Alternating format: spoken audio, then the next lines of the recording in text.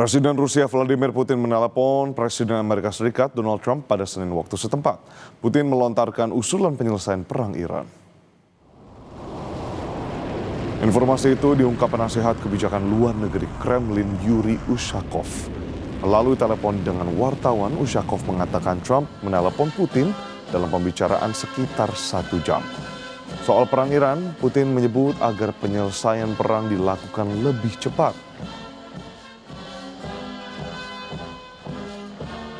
Президент России высказал ряд соображений, направленных на скорейшее политико-дипломатическое урегулирование иранского конфликта, в том числе с учетом проведенных контактов с лидерами стран Персидского залива, с президентом Ирана Пезешкианом, руководителями ряда других стран.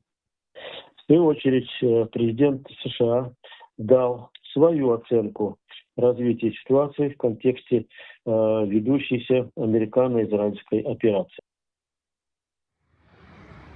Pemerintah Azerbaijan mengirimkan bantuan kemanusiaan untuk Iran melalui jalur darat.